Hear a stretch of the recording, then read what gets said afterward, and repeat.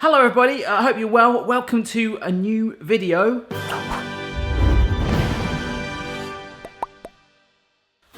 Hello. Sorry, I thought I'd just do a little bit of role reversal there. Get back in your spot. Remember the phrase from Dirty Dancing, I carried a watermelon? Have you ever heard of the phrase, I cooked a chicken in a watermelon? Well, I didn't, but it turns out it's a thing. Over the last month or so in particular, a lot of you have been sending me a link to this video. You see that? Someone's put a chicken in a watermelon, barbecue sauce, baking it, comes out, and it's supposed to be the most moist super chicken ever. Super chicken! But it turns out a fellow YouTuber called Emmy Made in Japan in 2017 did this very thing, more than barbecue sauce as well. And Emmy, if you ever want to do a collaboration, a lot of people suggest we should do that. I'll fly over to you if you want. But I'm going to put my own spin on it because apparently we open up the watermelon. I live in England, okay? I've just been to the supermarket. That, particularly for the end of summer, you should get big watermelons at the end of summer. That's the biggest one I can really get. So fingers crossed we'll make it fit in there. But we're going to get as much of the flesh out. You leave a little bit anyway, and that moisture that it creates, and we cook it for hours, we'll hopefully make the most tender chicken. But we're going to flavour it too. I love how shiny this watermelon is. Finally, we'll take over the world. So we need to, I'm going to probably dry it for safety. I'm going to take off apparently the top-ish half. This now feels like a little bit like, is it Kingpin, the 10-pin bowling film? Have you ever been 10-pin bowling? Like in the UK, I remember I used to be in the Crocodile Club years ago. I used to go 10-pin bowling and someone would turn up with their own ball and they'd have this little bag thing, they shine it up. And I'm actually going to use this tea towel as a sort of way to try and stop it moving a little bit. I mean, I don't know if that's going to help at all. No. Maybe I'll cut downwards, actually. I think I'll cut downwards, yeah. Going serrated, like a bread knife. Okay. We're going to have to get all of that watermelon out. So you could use a melon baller, which if you don't know, is a melon that plays basketball. You like that joke? And ice cream scoop instead, and try and spray yourself if you can in the eye. Oh, lush. Right, let's come back to that in a minute. Take that out. What we have there is some garlic cloves, and we have a Barry Lewis. Yeah, Barry, that's me. Garlic rocker. So we're just gonna chop up some garlic. Boom. Onion, halving it. So we're gonna peel one end and leave it. The other end I've peeled and I'm gonna roughly chop it. Chopped onion, half an onion, garlic. Nice. Oops. Sorry, my chicken's there, okay. I'm not gonna show you one scene in a minute, but we'll come on to that. Look, here we go. We've got a little pot down here. Okay, so ramekin, some salt. I would really use a mortar and pestle, but I think I've said this before. I left it at my old house because we turned it into a garden ornament. I think Phoebe wanted to borrow it for a project to put like plants in it or something for school, and we just never washed it out and left it there. So this is some garlic granules. Look at that. Paprika. I love paprika. And some cumin. Now, the recipe that I was tagged in, it had barbecue sauce in it, which is quite sweet. And I think the watermelon is going to bring a sweetness. So hopefully this, with some of the other things we're going to add, will make a really cool stock out of it as well. Oh, but my main point with this was that we're just going to use this as a little rub to go on the chicken on the outside. So there's my chicken, and I don't want to show you that end today. I mean, sometimes I have in the past, but let's just say I've seen childbirth, and this is kind of the same, but I've got some thyme and rosemary, some really nice herbs here. I'm going to stick them into the chicken, into its bottom, okay? Right up there. You can season this as well if you want to. And to be honest, that looks a bit nicer to show you now, so there we go. I'm now going to take my onion bit, half, and just wedge that in there, just to try and keep those herbs in whilst it cooks. And now I'm going to get my little rub thing, and just work that into the chicken. As I say, you can normally do this on the inside as well, but I'm quite intrigued as to what the watermelon's going to do as well. Obviously, it's going to make a stock inside there, so just a little rub. So obviously the chicken juices are going to form with the rosemary, the thyme, the rub, the onions, and the extra onions and garlic we chopped earlier in this watermelon. I mean, that is if it fits. I think it will. Okay.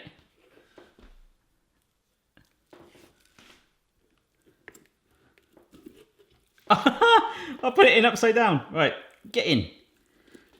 Ah. Oh my gosh. Right, that's in there. Ah. No. Ah, this is really tricky. It will stand up in there fine, but I want it to lie down like it's in a watermelon sunbed. It's like a Rubik's Cube. Come on. Oh my gosh. Right, I didn't want to stop there. I wanted to add more flavour. Just let me wash my hands first. Okay, so what I'm doing is taking a lemon. You could put the lemon in there, you get a little bit of lemon juice, but I'm just gonna go for the peel. And don't do what I did. In fact, that was why I started to do the onion and garlic first, because I was gonna put that in there. Now I've got to put it on top of my chicken, and I'm hoping it will find its way during cooking. Same with my garlic. Nice. My onion. Oh, get in there. And last but not least, before we seal it in, this is some white wine.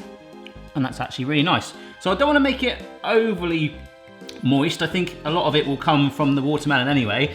I don't know what I'm doing.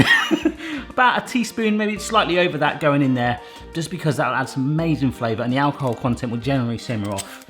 And it's going to make our stock phenomenal, apart from the watermelon bit. So there we go. Before we put the lid on, get a good look at that. That is not something you see every day. I mean, maybe every other day. Oh, I better preheat my oven actually. Now normally that's a small chicken. That would take about an hour and 20 minutes. So I'm gonna go for the same temperature that would normally cook at. So apparently that should take about 5 hours in the oven, but I'm probably gonna go for 4 because that is a smaller chicken and a small English watermelon. Well, it's not from England, but it's just, I think they give us the worst ones. It's like, yeah. I've got my trusty old roasting tin here, and we're gonna sit it in there. Now, I'm a little bit worried, a bit like the chicken gyro recipe we did recently where we hacked it with the bamboo skewers. Will it tip over? I don't know. So if it is I'm gonna see it's got a little bit of a lean. I'm gonna put it against that edge. Left my cupboard open, didn't I? My bamboo skewers, I've soaked these in waters to hopefully prevent them from burning. So the lid's going on. This is weird, this is weird. Oh. All we're gonna do is push that through. Oh, and that is not coming off. So a couple of those all around the sides. It looks like the worst birthday cake ever. I'm worried it could boil over a little bit, hence why we've gone for the roasting tray with that sort of recess in there. If any of it starts to get too juicy, I'll probably pour it out. Oh, but that's it. I'm waiting for my oven. I'm excited. Boston, are you excited? Huh? Show us your excited face. Brilliant. Let's just take a moment and realise that there is actually a chicken inside that. Okay, can I do this one-handed? Oh my gosh, this is heavy. Oh my gosh, we can do it, we can do it. Get in there. Is it hitting the tops? No, we're okay. Wow. Okay, this is gonna take, I think, 4 hours.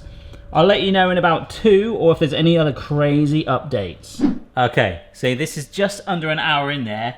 The watermelon is starting to go a teeny bit wrinkly, like it's been in the water a bit too long. But the thing that's getting me, and particularly with the fan oven there pushing it out, the smell is phenomenal. It's kind of like a caramelized sweet smell, but with the spices as well and the herbs doing their thing. I'm really, really excited for it. So, still a long way to go. Mrs. Barry's going to be home in about an hour and a half. I'll try and capture her reaction with that smell, and it'll be ready a little bit just after that. So, let's see what she thinks. I've got a bit distracted because Mrs. Barry would normally be home from work about 40 minutes ago. I'm thinking, okay, I'm going to check my watermelon, and it's pretty much ready. Look at that. Oh, no you can't. Look at that. It's squished right down. I love it. And there's a little bit of juice coming out the bottom. I don't mind that. Some sort of caramelization, or it could be burnt. We'll find out. Let's get it out. Mrs. Barry's going to wonder what the heck is going on when she gets back. I mean, to be fair, she does most days anyway. Wow, look at that. It's like some sort of weird green beetle. Oh. Almost feels like a bit of aubergine. It's actually got nice and burnt and crispy on the side. Oh, hello, chicken. Well, it's certainly, the juices are running clear. That is extremely important in chicken. Oh, it is full. It's like a little tongue, that thing sticking up like that. It's just full of the flavour. Oh, that smells so good. Oh my gosh. I kind of don't want to take it out of this. It's like its own little placenta or something. But it's all those juices and flavours that are in there that are going to help to make my own custom gravy. You wouldn't think it's watermelon anymore, just more like a designer carrier bag. Oh, look at that! Can you see all that juice coming out? Oh, look! Okay. Wow.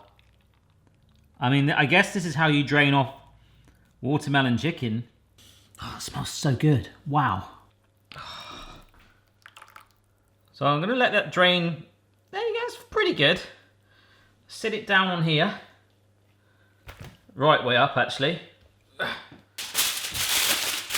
So I'm going to leave that covered in foil to rest for about 15-20 minutes.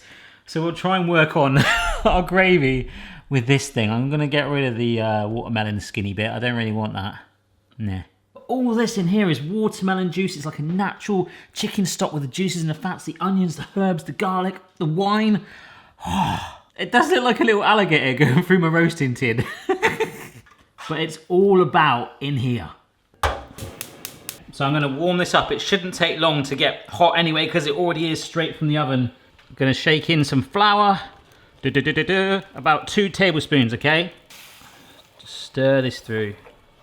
Oh, look at that, bubbling away. So I'm now going to break in a vegetable stock cube. I was going to use my own stock cube powder, but I wanted to kind of let it be against commercial stuff and just see how the taste is. Because my other stuff that I made from scratch is amazing. And I think it might just overdo it. Just want to know what this is really like. The other cool thing about making gravy in a pan like this is where the watermelon was sat, we're kind of scraping up all of that flavour as well. Any sort of bits of chicken, there's a bit of chicken there, for example. All those sort of flavours and residues on the pan, and it's cleaning it for us. Oh, flavour packed. All right. You smell so nice. I was about to say, how do you think the smell is? Nice. What you can smell. This is still hot. Don't worry, don't take it. I need to learn. Ow! Woo! That was watermelon, right? Okay. I cooked chicken in watermelon. Doesn't that smell good? Like, it does smell very nice. What's the purpose of it? To keep it... internet, isn't it? Okay. No, I don't know. It keeps it moist. And the flavour so far, I just made this gravy. Nice. I'm about to carve the chicken. You want to taste some? Yes, just in time. I'm starving. Oh, this is so tender. Wow.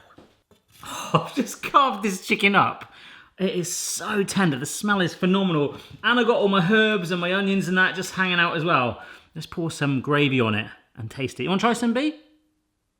Yes. Okay, so I'm just going to place one of the chicken breasts down here. You might be able to see how tender this is. I'm just going to slice that. That is so good. And then some of our gravy, oh my gosh, that we made with it. Out of the juices of the watermelon as well. Before the pleasure, let's try a bit of this.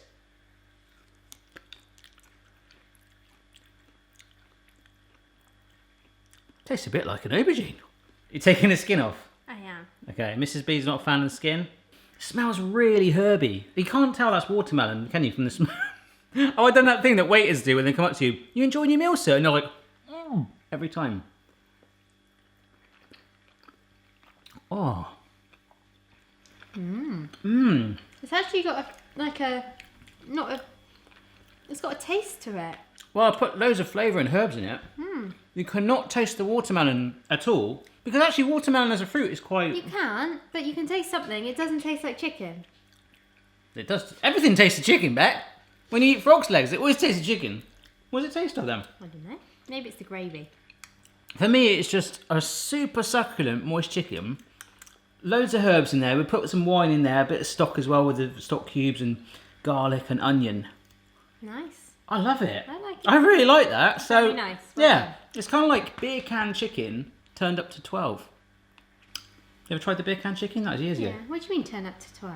It's like there's a dial of 10, then you take it up to 11, but now we're taking it to 12. I get it, sorry. In conclusion, try this out. It is the most moist, tender chicken, but pimp it yourself. Add the spices, the flavourings, whatever you crave. The watermelon just is like a device, something that holds it. It's just a holster for the flavour. And I absolutely love this. Give it a go. Bye. Check your level, player. No matter what your style, the kitchen's for me. Simon's moustache, goatee, maybe all three. It's like its own little placenta or something.